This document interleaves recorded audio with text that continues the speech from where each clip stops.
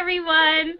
This is Lynette, the chief blogger over at asummermoon.com, and I am so excited to continue on with my Be the Change series. I'm going to jump right in. Today I have a very special guest who is also my friend, um, Rachel. And I think I put RKA, Rach, but we'll probably change that. So I'll go ahead and let you do your thing. Do my thing? Do your thing. What do I do? Do I introduce myself? Yes. Okay. All right. Hi, I'm Rachael Albers, Rachael K. Albers, and well, as Lynette said, Lynette and I are friends, and we're colleagues, and we're sort of, entrepreneurial cohort, doing our thing in the entrepreneurial world, and that's how we met. And I run a web design boutique in southern Mexico, based in southern Mexico, and so that's my day job. That's how I make my money. And on the side, I do social justice projects with youth here in Mexico and Central America and all around the world. So that's a little bit about me.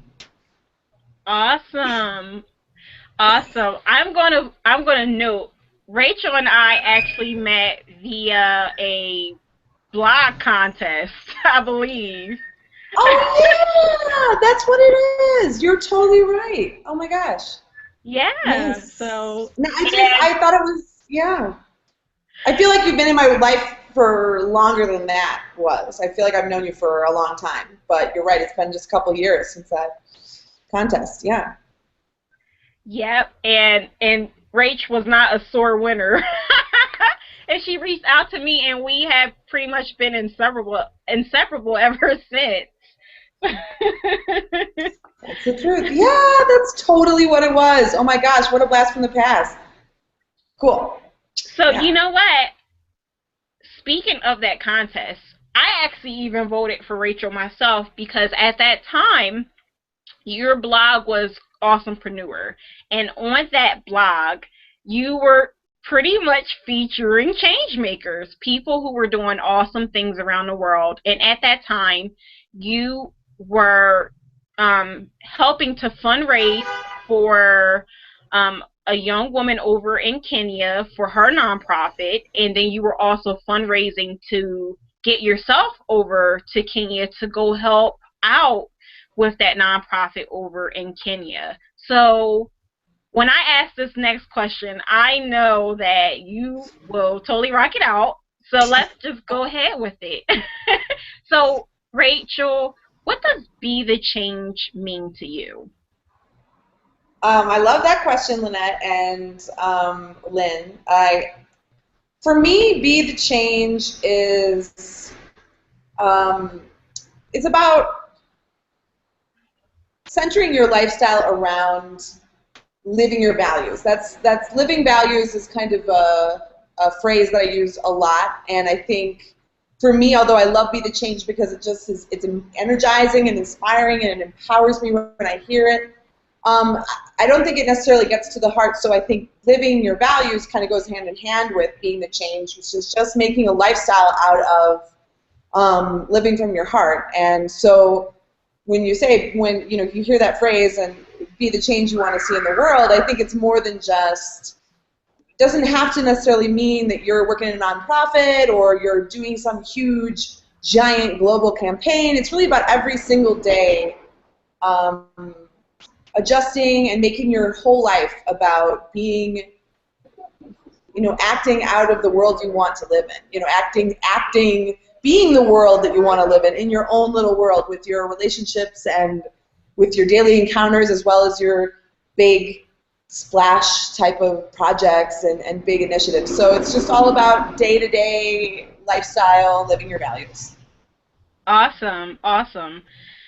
And I pretty much agree with you. I mean, obviously, Be the Change is a nice phrase to summarize many things, as we've pretty much experienced via your interpretation as well as the previous guests. And I think everybody pretty much knows my 2 cents about it. So I completely agree. So I did start talking a little bit about some of the things that you do, and you did tell us that you kind of do web design as your bread and butter business. Yeah. We all Yeah. have to eat. Yeah. We have to eat so we can be able to feed other people. But so tell me a little bit more about your activism work and your your your aspirations for your be the change or live your values Yeah. type of work. Well, I did tell Lynette before we talked today live or, on the air that I was going to be real today about where I'm at with that. I moved down to Mexico a little bit over 5 years ago, and I was drawn to this region because I saw amazing things going on here around art and theater and social justice. Art being used as a tool for social change and awareness and consciousness shifting. And now that is happening up in the United States. I'm not saying it isn't. It's just, my kind of entrance into that world was here in Mexico, and so I came back because I fell in love with the region and the energy here. So my passion and my heart work, as I call it, is using art and theater tools as building blocks and conduits for social transformation. So for my first 4 years here, I ran a theater ensemble in a community called Chalchuitan with young people in high school age. First it was just girls, and then it became a mixed group, and we we staged plays, and they wrote plays based on their experience as young indigenous Mexicans in this highland region of Chiapas, of what it is to be living this experience. And so really my role is to facilitate other people kind of telling their stories, and so I come in with these theater tools, and I teach the tools, and I teach how to use them and how to create, interactive, live storytelling. And then the youth that I work with, they take that and they run with it, and I'm just kind of there giving them the thumbs up. They do, what they will with it, and then it transforms and becomes its own new thing. So that's my passion. That's my heart work. Although right now, last year I went to Kenya, which is what Lynn brought up earlier, and didn't fundraise for myself. I will say that. I wanted to drop that in because I fundraised for the program, but not to get myself over there. And that is one of the reasons why I took a little bit of a break afterwards, because my partner and I, had to find a way to get over there ourselves, and it was a big investment in terms of the money side of things. So after that, it was like, okay, just like Lynn says, got to eat, got to pay the rent, got to go to the doctor, so we kind of, and after going to Kenya and doing this theater project over there with Girls Shift Africa and Youth Shift Africa and Fania Mambo Project and all these different organizations over there doing amazing work without me doing it, just kind of adding our gifts into the mix, I realized that I needed to take some time. It's a lot of nice, ambient Mexican noise over here because I am in Chiapas, Mexico right now. I had to take some time to do more reading, to do more listening, to do more soul searching as to how I could continue sustainably doing my heart work for the rest of my life, because that's my dream, my aspiration, and also truly be serving the interests, the desires, the projects of those around me, as opposed to necessarily going and implementing my agenda, coming from my limited experience, my education, my background in the U.S., all those things. So I've been in a little bit of a incubation process for the last year, and Lynn's been a part of that. I know she's going to tell you about that. But so my aspirations long term would be to be able to found some sort of a sustainable organization, whether it's nonprofit or what I don't know what that's going to look like yet, but to be able to do and create a space for young people to explore art and theater as tools for their own storytelling. And that's a long answer, so I'm just going to leave it there. No, that was really good. I think it was honest because the thing is, so many people, they want to give back, and to them, they think Be the Change is doing these huge projects like going over to Kenya or traveling down to Mexico. And not everybody can do that, but even those who can, sometimes, even though as someone who has worked in nonprofit, we're so grateful for people. We don't care much about the intentions of it, of their help and them wanting to help, even if it is self-serving to them.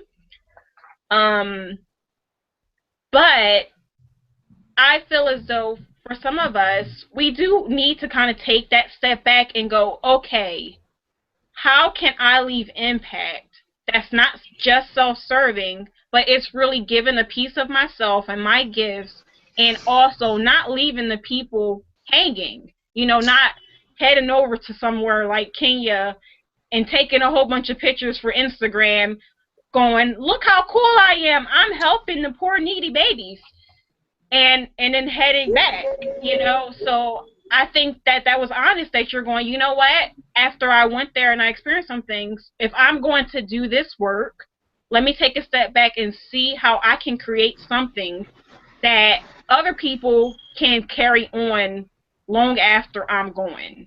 Something a little bit more sustainable. True social change. Yes. Yes. It's humbling, and I hear you, because I'm constantly going back in time and going through what I posted last year at this time, and I've taken some stuff down, and I think, when we were there was just so much excitement to have it come together and have it be real, because we had a long-term relationship with the leader of this organization, Faisy Oringa, or Faith Oyambo.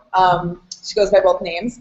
And we have been friends for over a year, and we've been talking online, we've been planning this trip, so when we were there, it was like, oh my gosh, it was real, it finally happened, we made it happen, we got there, and and I took a lot of pictures. And I put them online, and I shared that story, and I'm not as much in alignment with those choices today as I was back then. I was excited, and I was all swept up in the emotion. It was such an emotional month, but that we were there. But in retrospect, the message that sends, white girl goes to Kenya, takes a bunch of pictures with cute little Kenyan babies. It's not. I don't know. That's not the message I want to send about this type of work, because I don't believe that type of work is always helpful, and in fact can be very detrimental. Just kind of volunteerism has two faces. It's not to say it's not helpful, but it's problematic, and so did I want to contribute to that storytelling of the foreigner going into the place that needs, the place that we in the United States have been kind of told one story about the African continent. We've been told a very specific, controlled story about the life over there, and so I didn't really want to be you live, you learn, and it's humbling, and yeah. Awesome. But, I think that takes a lot of soul searching to come to that conclusion, and I will put it out there for people who are doing that. I'm not going to take anything from them, because we all need to live and learn, right? Yes. And, our intentions could very much so be pure and wanting to help. I know when I first met you, I was on that same boat. Like, I just wanted to go and I just wanted to help with whatever I can, and there's nothing wrong with that. But sometimes you do get to the point where you go, I want to contribute something much more than just that, and that's okay too. Either way, it's fine. Yeah, I'm not trying to judge the people, because there's wonderful people from all different places, and all different walks of life who do this work and do mission trips or go on, short-term, projects, and I'm not trying to diss them at all.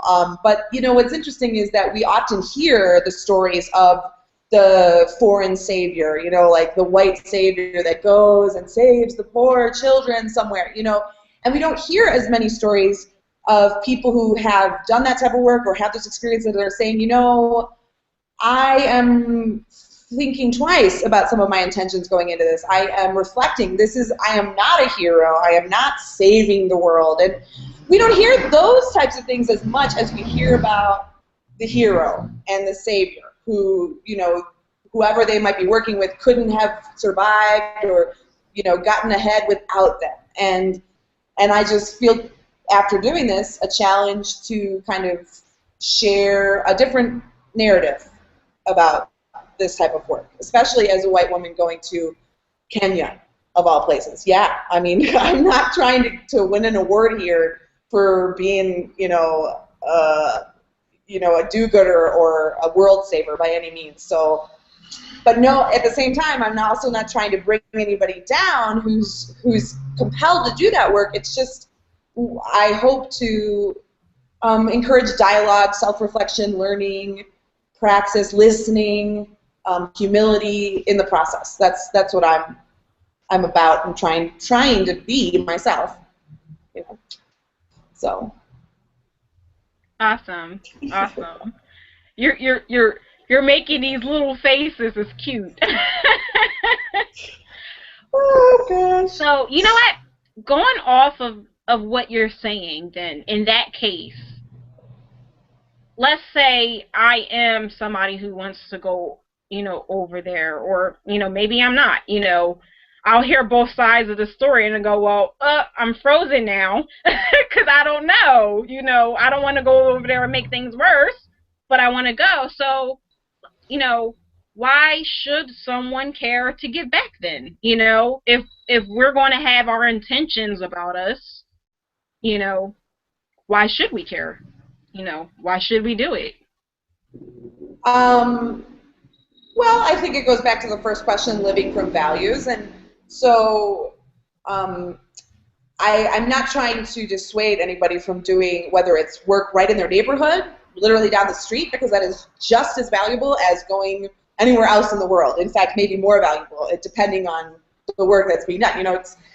But I guess what I'm just trying to encourage is self-reflection and praxis and dialogue. And so why care? Well, I think if you don't actually care, if it's not a value of yours to want to live in a just world in which, that to live in a world where people are not oppressed, I mean, to just put it in those terms, if you don't feel that way in your heart and that's not your value, then don't go. I mean, that would be don't do it just for street cred, don't do it so your business can say, I'm giving back. But if in your heart you feel called to do your small part to create a better world for those of us in it today and coming after us, then it's just a matter of finding whatever project is most aligned with your values. So if it's going over to Kenya, or if it's going down the street to the food pantry, or if it's working in the local school, I mean, really, I think it's why should you care?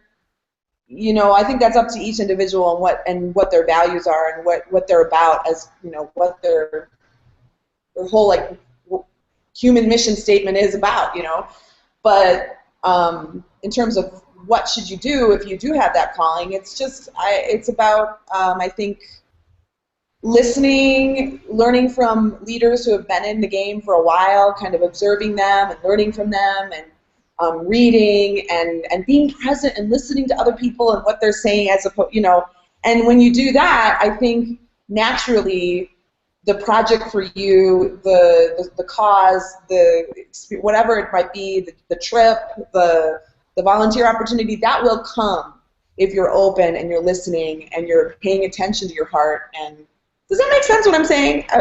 I'm curious what you think about this. It makes absolute sense to me. I mean, I I agree. I agree that it does go back to your values.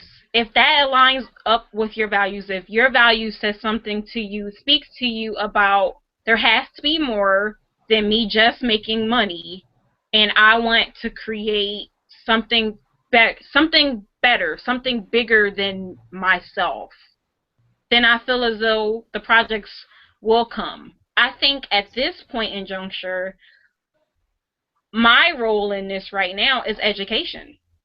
And I think as we all live our own journeys, we our roles will be defined for us, or I should say we will define our roles as we walk our journey and find our path. So Yeah, and that role shifts over time too. I think that role exactly. transforms as we transform and as we live and experience life, and yeah, so yeah. Awesome. Awesome. So um you brought up something else that is perfect for a segue. um about whether or not people are running for profits or nonprofit organizations, and how they can contribute. Because the fact of the matter is, you do run a for profit business as well as I do. Neither one of us are nonprofit owners, yet we are involved with this typically called, giving back or nonprofit ish volunteerism, activism kind of work. So, Yeah. you know, for profit and nonprofit leaders, how can we combine our superpowers and create real impact? And I think you kind of already went over it, especially when you were talking about your connection to Faith. Hi, Faith. Hopefully she's watching I over hope she's watching. the nonprofit, and she is running the nonprofit over in Kenya. Um, and she obviously combined her superpowers with you, the for-profit leader of RKA Inc. So, can we talk a little bit more about that and kind of springboard some ideas here for our viewers about how people in for-profit world can possibly connect with nonprofit leaders? Yeah, yeah. Well, I think, one thing I will say is that I oftentimes see, especially like business owners that that do want to give back, and that is part of the values of their business and them as people. They, and in the age of the internet and crowdfunding, it's really easy to do this. Will end up reinventing the wheel. They'll like create their own little charity, or they'll create their own little independent project, um, and end up getting really burned out because they're running a for-profit business, and then they're also trying to do this little, side project, side, charity or nonprofit or whatever of their own. And I would say it's about making connections in the nonprofit world and making connections with people in your community or around the world who are already doing this work, and that is what they're doing all the time, and that is their life, that's their heart work 100%. And finding ways that you can partner with them and that you can help lift up their projects that they're doing, as opposed to just totally starting from scratch with your own, because the impact will definitely be reduced if you're kind of trying to double time it with that. So I think it's about being open to new relationships, like with Faith. And we talked about this last year when we kind of recapped our experience in Kenya together. Faith and I met through Facebook. We met through a mutual friend that I had met down here in Central America or in Mexico. Well, I met him in Guatemala, and Faith and I just became friends. I didn't know her from anybody, but she had this mutual friend of mine and was interested in the type of work that I did, and I saw what type of work that she did. And I kind of have a little bit of when it comes to Facebook, especially because I live in Mexico and yet my network and my community is in the U.S. I have a bit of an open door policy. I do try to, I am open to making new connections and new friendships. So with Faith, it was being open to that relationship and letting it grow and develop, and we became very good friends. And then from there, we saw that we both loved working with young women, and she had been interested in doing some theater stuff, but it wasn't her wheelhouse, so she wanted some support on that. So I think it's about making connections, and just like, you and me, Lynn, like we met through this blog contest, and then we were part of some entrepreneur groups, and then we saw that I think you were the one that was like, hey, I'm interested in some of the stuff Rachel's doing, and I had no idea that that we had this shared interest, and that relationship flowed. And I think it's having that openness because I think the most impactful work happens whether you're a for-profit, whether you're a non-profit, whether you're just somebody working at a company and you want to be able to give back, whatever it is. I think it's all about relationships. So if you are a for-profit business owner and you're called to give back to your community or give back around the world, I think, open up your heart and have the intention to make some long-lasting relationships with people, and from there, the collaborations that can happen will evolve from there, as you become closer to someone and you kind of figure out what they're about, or, yeah, that's it. You know what I'm saying, right? Awesome. No, I totally get it, and I'm sure everybody else did too. Awesome. So let's wrap this up, because I think we were kind of going, and it's because we're so used to talking. So yeah. We got on the phone. We talked for 2 hours. We said it was going to be 45 minutes. Yeah. So we can make this into a full-length movie, Lynn. Just like Be the Change series. We really movie. could. Let's hold that. Let's write that one down. But so to wrap everything up, what's one actionable piece of advice that you can give someone who wants to start a nonprofit or wants to take up a cause?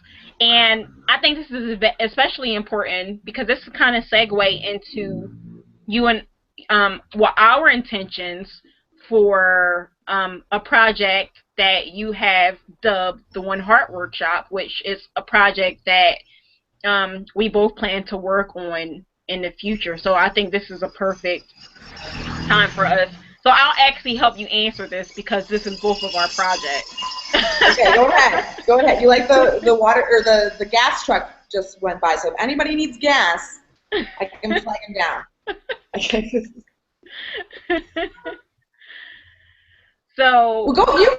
Why don't you start with this one? Okay. I've been talking my butt off over here. First, you connect with somebody. No.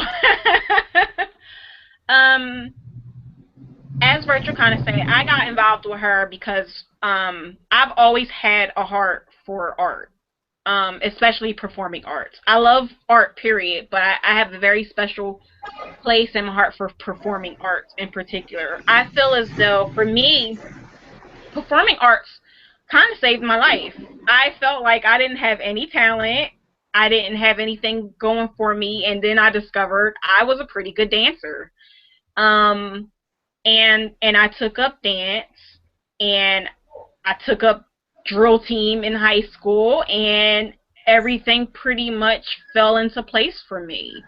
The bullying and everything like that kind of stopped because Lynn could dance. Go figure. And and it kept me occupied from more negative thoughts about myself because I had something that made me feel empowered. And so that's why I personally believe that art is a wonderful medium for people who are going through many different things. For me, tying arts into mental health was very important because I believe that society as a whole benefits when each individual person is healed from the inside out. So I think the first actionable piece of advice on my side is to find where your heart work is, to find that center, and to really know what you're going to really give your heart to. And then the people and the tools that you need will arrive via random blog contest.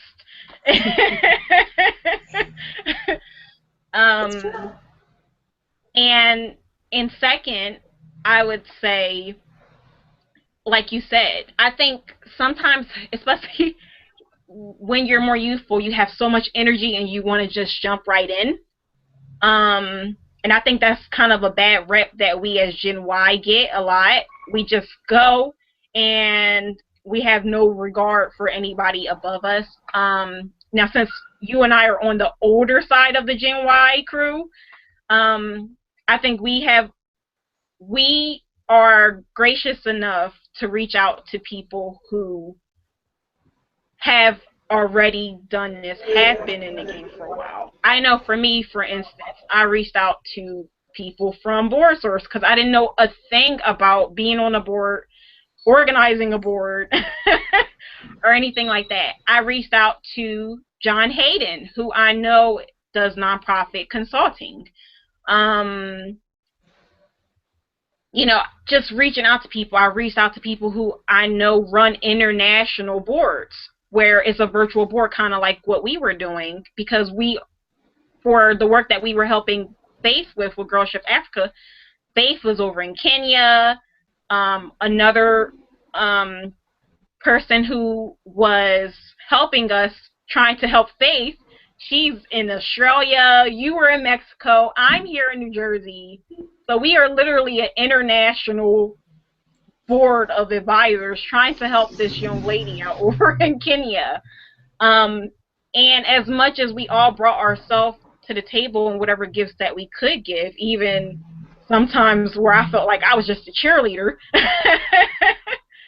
I knew that I could reach out to people who have far more experience than I could and, take what I could get, learn from the best, and then obviously be my own person and find what knowledge that they gave to me and what gifts that I could, and find a happy medium of where I can give back. So that's my 2 cents. It's good advice. It's good advice. That's good. Yeah, that's almost, it intertwines really closely with what I was going to say. I mean, the first thing is, find and play around, experiment, go, there are lots of volunteer opportunities everywhere, anywhere you might be in the world.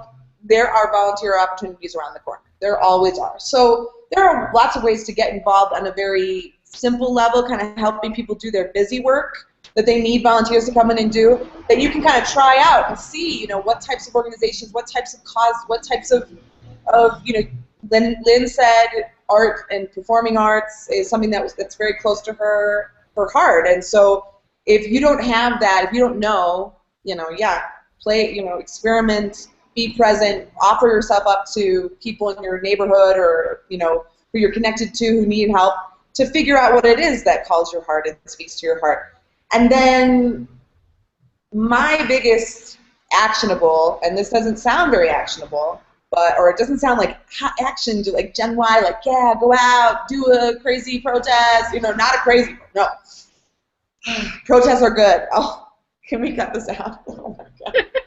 No, what I really meant to say was because, direct action protesting, that is very valuable. I don't want to, That said, what I'm trying to say is you don't have to, begin by doing some sort of huge, giant, big scale, big in the media project. Man, given in light of what's going on in the United States right now, I am very disappointed in myself for using that choice of words. I know, but because I really, really believe in direct action, in rallies, in protesting. But what I'm saying is just, you don't necessarily have to start there. That's not the only entrance point into being the change or whatever. And my number one piece of advice actually is, once you find what makes your heart sing and what is in line with your values and what you'd like to maybe contribute to before jumping in, and maybe even as a part of jumping in, but it's all about, I would say, learning, listening, researching, reading what people who are leaders in the field have written about this, have to say about this, going and, sopping up every opportunity you can to learn from others and to see what's already being done. Because I think a lot of people who come into wanting to give back have this idea like, well, no one else is doing this, and I'm going to be the special one who does X, Y, Z, and actually, whatever it might be that calls to your heart, someone is out there doing it really well, and someone is out there doing it who has lots of experience, and I think it's important to learn from those people, as opposed to kind of, I think there is a little of hubris in Gen Y of thinking that we're the first people to do everything. Like, there's a lot of sense of special, like, I'm so special, look at my special contribution to the world, and I think that in order to be part of collective action, in order to be part of community organizing or any sort of social change, the word social is the most important part of it. The most important part of organizing is community. And so, you know, I would say actively make a point of being engaged in the community that you're working with or the community around you. And for example, if you know, when it comes to doing international work, if you have the means to go and do international work, I would almost advocate doing kind of an exploratory or just a purely like learning based trip first. If you're going to go and start a nonprofit in Kenya, maybe you should go to Kenya first and start developing long-term relationships with, you know, maybe leave your camera at home and go there just with a heart for learning and listening, because that's the last thing I'll say is, you know, when I moved down to Mexico, and my Spanish was still at a very rusty place, that was probably the best thing that could happen to me, because I couldn't communicate. I couldn't just talk, to tell somebody all my ideas, and just, I had to listen, and I had to slow down, and I had to be open, and it was very humbling, because it was, you know, a total shift in culture and how communication style, all that kind of stuff. And I am glad that when I moved down here, I couldn't speak very good Spanish, because it forced me to say, hey, I don't know.